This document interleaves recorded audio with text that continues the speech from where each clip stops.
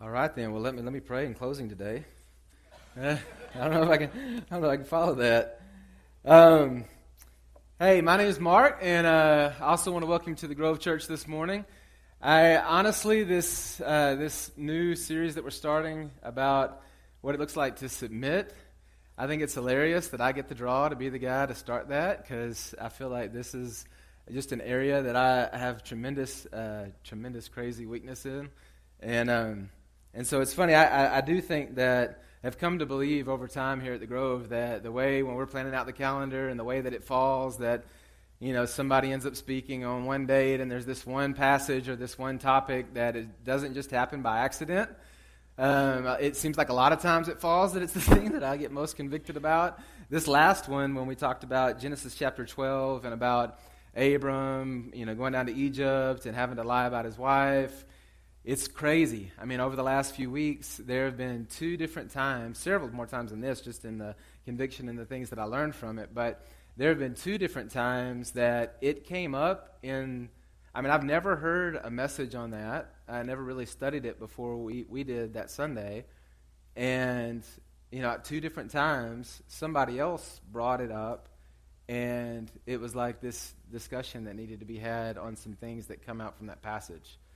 And the second time it happened, I just thought, man, this is just wild. Like, man, how does that even? So I do think that it falls, and this one today seems to be, it just kind of makes me giddy because it's kind of funny. Like, I know this is bad. I mean, this is how bad it is. I'll just give you a few examples.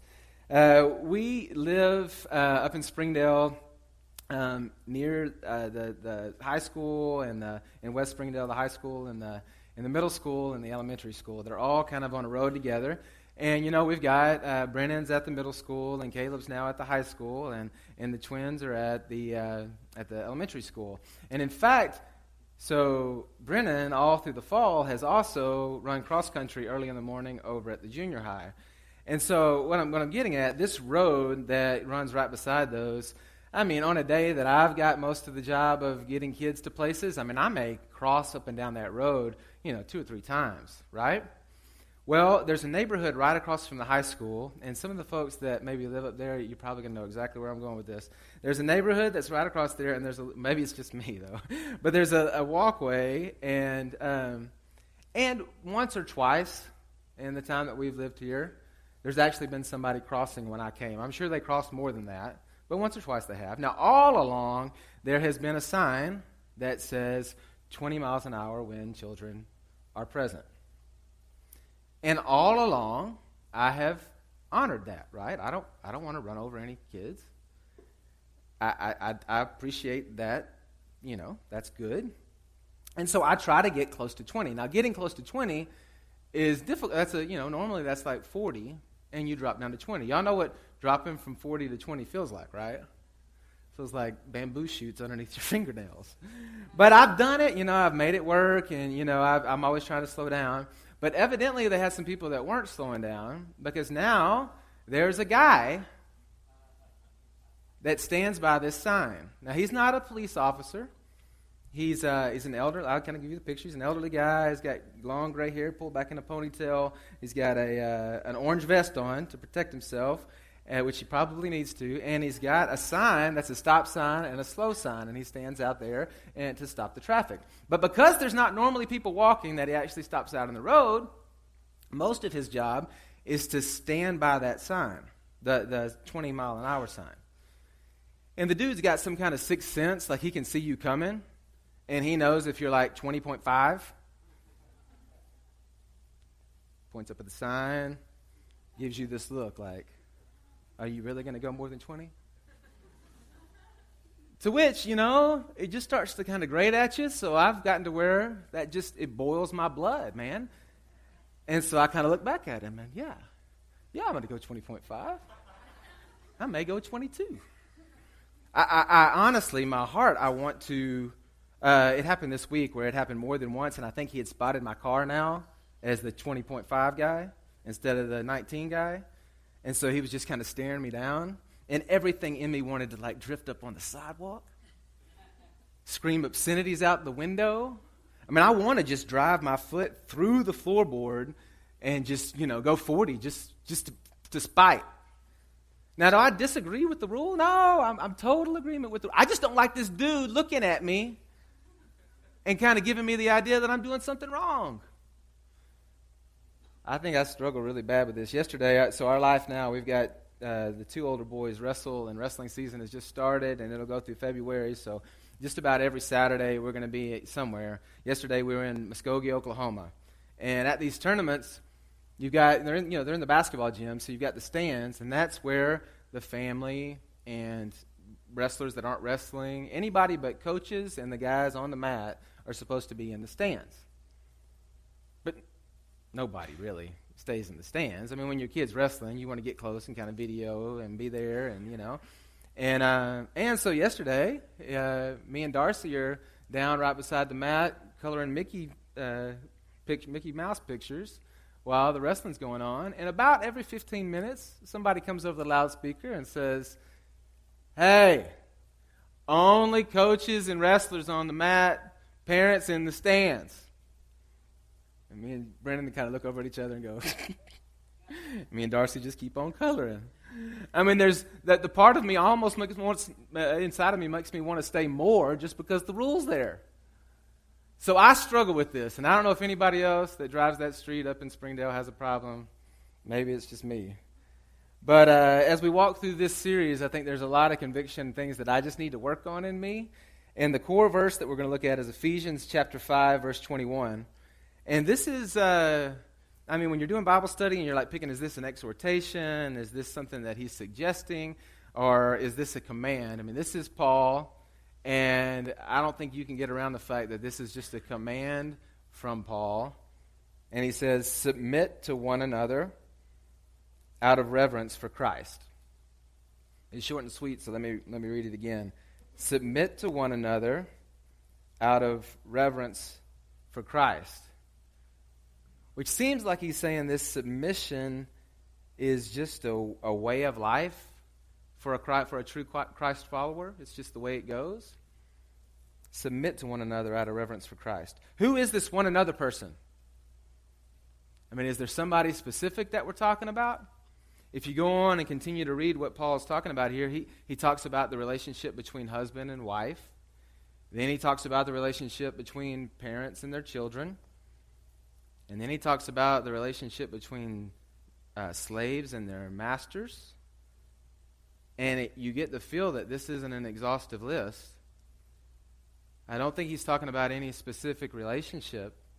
It feels like he's saying, hey, the one another is, hey, the peoples that are around you, that you do life with and bump into, like, submit to one another out of reverence for Christ. And this submission would be real easy to kind of make a program. You know, I found out that through time being involved in a lot of different churches, that's what churches and church people like to do with things like this. We like to make a program out of it. So every Tuesday from 6 to 7, we're going to have submission class, and we're all going to come together, and we're going to do this thing, and then we're going to go out and do normal life, because that's actually wacky. We're not going to actually do it all the time. It's not a way of life. It's just something that we program. We turn into a program. But that doesn't seem like what he's talking about. He says it feels more like a way of life. I've seen this a lot of times with discipleship. Several churches I've been a part of have come out and said, "Man, we want to have a discipleship program where everybody can have somebody that's helping them grow, and that they have this mentoring relationship." So yes, we're going to do that every Wednesday night from 6 to 8. Well, I'll always listen for a while to the program and see all the materials, and then at some point I feel like I have to just go, "Hey, yeah, it's not going to work." And I watched it. It always goes for a while and then just train wrecks. And why?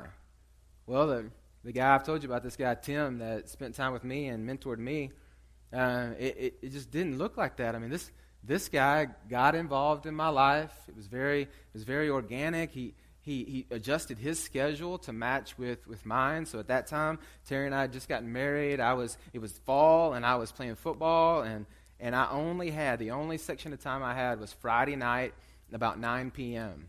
because that's when all the other guys had to be in curfew in the dorm. But since I was married and off campus, I kind of could skip out on that. And so he oriented his life around Friday night at 9 p.m. I would go to his house, and we would spend a few hours studying the Bible together. That's not a program. That's like he just adjusted his life. I mean, you guys know. I mean, giving up Friday night from 9 to 11, 12 o'clock, that's a pretty big ask. But he just did it because it was who he was. And that's the way this looks. If submission is going to be something that we do, it's going to be something that we embrace as a way of life, not just some other discipleship or some other program that we're going to run in. And so there's this idea. A submissive way of life means a core shift, not just the outside things, but deep inside of us, a core shift from an arrogant, me, self-centered point of view to a very humble, others-centered point of view. A total shift in our perspective. And so I'm even going to close today by saying, hey, I don't know that what we're talking about, at least in my world, this isn't something that I go, yes, and come down to the altar and say, man, I think that's the reason this needs to be a series, and we probably need to be talking about it a lot because there's something deeper that has to happen inside of us. So what's the motivation? He says, submit to one another out of reverence for Christ. So what's driving this submission is this reverence for Christ. Some versions, some translations use fear of Christ. You could translate respect for Christ. This sense of awe of who Jesus is and what he did then drives our submission to one another. Reverence for him. And when I think about things that I'm driven by the reverence for, I've been in several spots lately where the national anthem was played. Yesterday at this wrestling tournament, Darcy's standing beside me, and she's 4. She's just now old enough to kind of get, all right, whoa, hold up. Everybody's, what are they doing? Everybody's doing this. And she started to try to do it, but she didn't know that we were facing the flag. She just knew you were supposed to put your hand over your heart. So I kind of had to turn her back around. Okay, the flag's over here. And then kind of bend down and sing the song with her so she could kind of, oh, okay, this is what we're doing. And then explain a little bit about what we were doing. That there's this reverence for this flag and what it stands for and the men who gave up their life to protect our freedoms. And there's this thing that happens that, man, I stop what I'm doing. In fact, this last week I was so proud of my boy Brennan. We had to leave after one football game that he was at, and the next game was starting, but we had to leave. And so he had his pads and all of his bags, and he was running, and we were in the parking lot behind the stadium, and the national anthem started. And I saw him look up at me like, uh-oh. I mean, do I stop or do I keep running? And he stopped, and he dropped all his bags. And he knew we were late, and he knew I was going to be upset that we were late. At the same time, he knew I better stop. And so he turned around and sang the national anthem. The other day, we were working the concession stand underneath the stands, and it's this real awkward moment. Have you ever been in that spot? The national anthem started playing, and you can tell everybody's like, do I buy my M&Ms? Do I wait to buy my M&Ms? And everybody did kind of stop and turn where we thought the flag was on the other side of the stands. For the national anthems. Out of reverence for all the things behind that flag, we stop and we take this moment to recognize it. Another example, my grandfather, I've told you before, my mom's dad, his name's Clyde Griffing. 2 men really in my life that have a massive influence. Clyde Griffing and my uncle, who actually raised my father, his name's Thad Donahoe, but both of these guys, big influence in my life. Well, Clyde Griffing was a car guy, but I don't know that it was just that he was a car guy. I just think the time that he lived in, that you chose a car brand and you were loyal to it. You may know what I'm talking about. If you're a Chevy guy, you're a Chevy guy. If you're a Ford guy, you're a Ford guy. And if you're a Chevy guy, which my granddad was a Chevy guy, like Ford people, I mean, they're all right, but I wouldn't trust them. I wouldn't go into business dealings with them. I mean, you can be friends, but you got to kind of keep them at a distance, And I just kind of grew up in a house that's the way it was. I mean, they're not very smart if they're choosing a Ford. And so it's deep inside our family. It's always kind of been a joke, but not really. I mean, and so for instance, like the last car purchase we made, I went to this buddy of mine who's a car dealer and actually is a Ford guy, but I gave him a chance. I knew he could get cars other than Fords. But sure enough, he brings me this Explorer. And it's an older model. It's exactly what I asked for, older model. Price was incredible, low mileage. It was big enough. It was big enough to do everything we wanted to do. And he pulled it out. I'm like, dude, what are you doing? Bring me an Explorer? I mean, I appreciate the effort, but I can't drive an Explorer. He said, man, just drive it home. Think about it, because this is a great buy. And all right, whatever. So I drive it home. And Terry, even though she didn't grow up in our family, she walks out of the house, she sees it, and she's like, you can't drive an Explorer. You can't drive a Ford. What are you thinking? And I took it back to the dude, and I said, man, it's everything. But I can't get up in the morning and walk out and see a Ford sitting in my driveway and not feel like my granddad is just going to scold me the whole time I'm driving. I just can't. I can't do it. It's not going to happen. When I was in high school, one of my best friends, his granddad, whose name was Dick Green, no joke, and this guy was a wild man that had all kinds of stories. He was legendary, right? I mean, he had a plane that he would drive underneath the bridge out at the lake, and he would get tickets for it, but he would just keep on doing it because that just was fun to him, I guess. And he had a Harley that I watched this happen, him go across the main road over the overpass in town, standing on the seat, just balancing on his Harley across the overpass. Well, I got to know this guy, and he was a Ford guy. And when he found out I was a Chevy guy, he said, I don't like you. And he told his grandson, I wouldn't hang out with that guy. Really, I wouldn't. And so one day, we're out. I've got this S10 Blazer, and he's got this little Ford Ranger. And I'm driving out on the highway out to his house, and I don't see him coming, but all of a sudden I look over to my left, and here's Dick Green in his Ford Ranger, topped out, going to pass me. Now, what do I do at that point?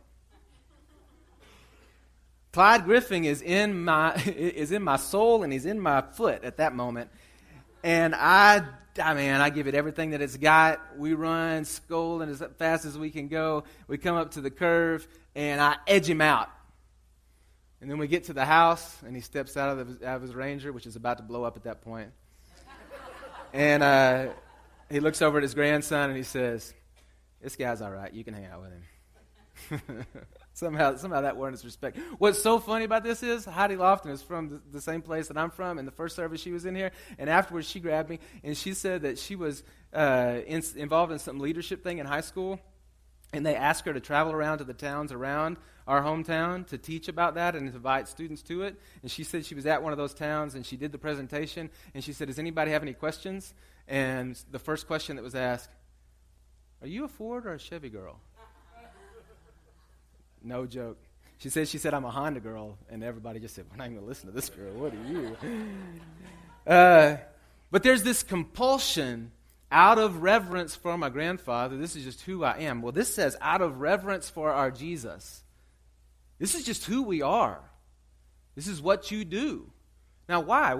What's the reverence for Jesus? Well, man, I mean, he gave up his life for us. He modeled this picture of submission. The one who was on the throne in heaven would give up that, would come to earth, would live as a human, would be treated the way that he was treated and brutally murdered for us. Out of reverence for him, we submit to one another. I may not like you. You may not like me.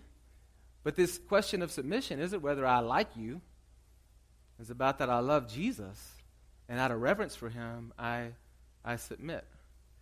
There's two big quotes that stick out to me regarding this, and they're from these two guys in history that just did incredible things for the kingdom of God. One was a guy named C.T. Studd, and C.T. Studd said this. He said, if Jesus Christ be God and died for me, then no sacrifice can be too great for me to make for him.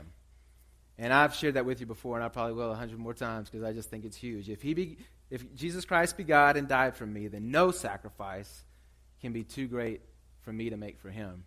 The other is by a guy named, catch this, Count Ludwig von Zinzendorf. All right, anybody heard of him? He's a guy that led the Moravian movement, which you just need to go look that up because it's just one of those things that happened in history that's just incredible. But what prompted this dude to do all the things that he did? He was at this art museum. He was looking at this painting by an Italian artist, and in fact, I've got it here for you. It's the name of the painting is. Let's see if I can find it here. Behold the man. And so it's talking about here's Jesus with the crown of thorns on his head, beaten and bruised, this rope around his neck, and what history says is von Zinzendorf was just mesmerized and sat and looked at this. And when he left, his quote was, for the rest of his life, I have one passion, and it is he. Only he. Basically, I'm going to orient my life around my love for him. Something about this painting gripped his heart in that way. Out of reverence for him, what do? Compelled to submit to one another. But then there's more than that. I mean, there's the reverence, but then there's also just the model that Jesus gave us. I mean, Jesus gives us this picture of what it looks like to submit. At the end of each one of the Gospels, we kind of get this account where Jesus shares this Passover meal with his disciples in this borrowed room. And then while they're at the table, one of the Gospels talks about in Luke that the guys at the table, the disciples, they get in this fight. And the fight is about who among them is the greatest. And so they're mouthing back and forth, talking smack. And then Jesus says, Luke 22:27, who is more important? The one who sits at the table or the one who serves? So how do you answer that question? Who's the most important? The one that's sitting or the one that's serving the one that's sitting? And he answers it. He says, yeah, the one who sits at the table, of course. I mean, that's the way we look at things. That's the way humans are. The one at the table is the one that's greater than the one that's serving. But then he says, but not here. I love it. Jesus gives recognition to the fact that that's the way normal things happen. I get that, boys and girls. But that's not the way it is here. For those who follow me, that's not what it looks like.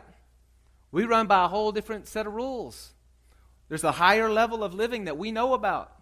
That might be the way it normally is, but fellas, not here. It actually reminds me of that movie, The Miracle, you know, where you got that story about the U.S. hockey team and the Soviets are actually, obviously better and should win. And Kurt Russell comes into the room, and he gives the speech. Anybody give the speech? Somebody could probably give the speech. But this one part of it, basically, he says, hey guys, you're outmanned. And he says, man, out of 10 games, they'd beat you 9. But not today. Not here. This is the one. Feels like Jesus goes, yeah, that might be the normal way that it is, everybody, but not here. Not in my kingdom. Not when I'm on the throne. That's not what it looks like. So then he walks with his guys to the Garden of Gethsemane, knowing full well what was coming, right? He steps out, and they're walking with him, and he asks them to wait, and he finds a place by himself to pray. And then look what he prays in Matthew 26:39. It says, my Father, if it's possible, let this cup of suffering be taken away from me. I mean, Father, I'm not looking forward to this thing that's coming. I know it's going to be bad. I don't want this. There's this struggle that takes place. Yet, I submit to you, Father. I want your will to be done, not mine. And then he goes back to the guys, and they've all fallen asleep. How about you? At that point, I'd be like, hey, I take that back. I ain't about to die for these guys. But he comes back, and he antes up even more. He says, Father, if this cup cannot be taken away unless I drink it, meaning the crucifixion that he was getting ready to endure, your will be done. So Jesus models this submission to God's will and the greater purpose of us than even his pain and suffering. Then Judas walks into the garden with this huge crowd of guys with swords and sticks. And he goes up and he kisses Jesus, which was the sign he had given to everybody that the guy that I kissed, that's the one that you need to arrest. And when they go to lay hands on Jesus, Peter pulls out a sword and he lops off the ear of one of the guys. Now, let's think about it. This is like, Charlie talks about the flannel graph. I don't think this was a real clean picture, right? I mean, I don't think he was like, all right, here's some painkiller. Let's take a little, right there. Is that too much? No. I mean, he caught the ear, but that means he was going for the head, right? And he was bringing the sword with a lot of zeal and enthusiasm, okay? And so the ear goes off, and then this is just a cool part. Jesus picks up the ear and puts it back on. That's a cool party trick, man. And so the ear's back on, and Jesus says in 26:52, "Put your sword back in its place," Jesus said to him, "for all who draw the sword will die by the sword. Do you think I cannot call on my Father, and he will at once put at my disposal more than 12 legions of angels?" So a legion was like a Roman guard of about 6,000. So 12 legions, we're talking about 72,000. And he says more than 72,000. And I don't think that's exhaustive. I think he just threw out a number. Basically, man, what are you pulling out your puny sword for and swinging it around? Dude, you don't get it. If I want to stop this, if we're going to have a fight here, I'll win. But this isn't a fight. This is me submitting. I'm letting them take me. I can take over this situation anytime I want to. But I'm not going after what I want. I'm going after what you need. Put your sword down. I'm doing this. I got 72,000 plus waiting. But I'm not calling them right now. I don't need your help. This is the model that Jesus gives us. He's choosing it. And that's it. He's choosing what we need and what God has asked him to do above what he wants. And really, as we go through this series, that's really what we're going to talk about a lot. What does it look like to give up what I want to give somebody else what they need?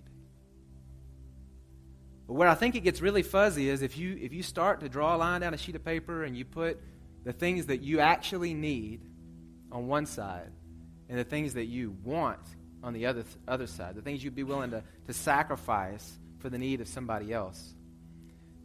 I think this is a day that it gets really fuzzy, at least it does in my own heart, because we think we're entitled to a lot of things. We've moved a lot of things that if we thought about it long at all, we know for sure are wants.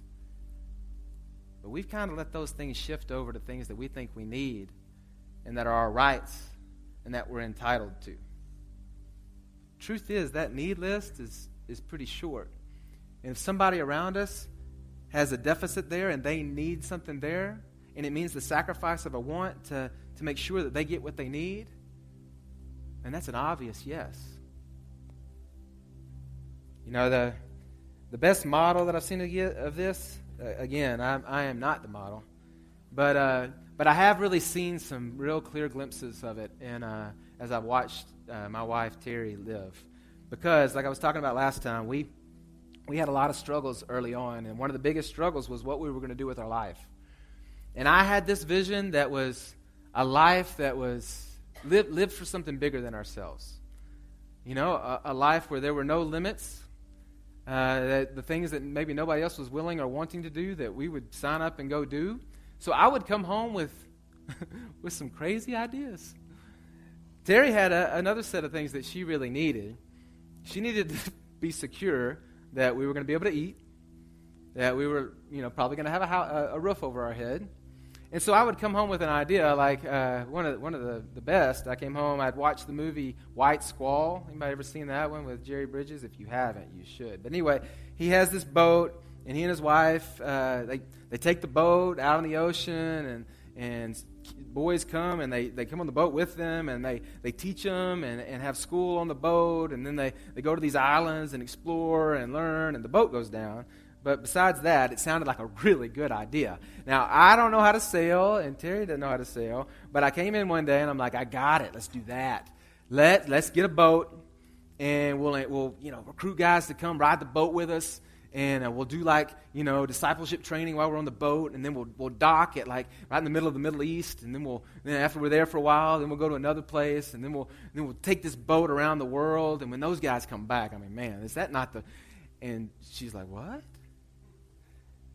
But at this point, we had been at this road for a while where she had said no, and then I would go, well, what's wrong with you? Well, you think Jesus won't take care of us? You think, you don't care about the world? You don't, and we just end up in this fight. At this point, she had come to the decision that, you know what? Yes. All right, let's get the boat. And you know what happened when she did that? I walked away and went, man, I don't know if that's going to be a very secure place for my wife and family. Man, I don't know how to sail. All the things that she would have said to me start reeling in my head, and I start to feel the weight of her trust and submission to me. I'm like, man, I better. And so I would come back and go, babe, I don't think that's a good idea. And she would say, well, I was kind of thinking that, but, And I started to figure out that there was this thing that she would say yes, and then actually all the things that she wanted to say, all of a sudden I would be saying them. And there was this beautiful picture of what it looked like. And I just learned from that. Instead of taking what she wanted, she began to give. And as we work through this series, we're gonna deal with all these different relationships that we have in our life and what it begins to look like practically.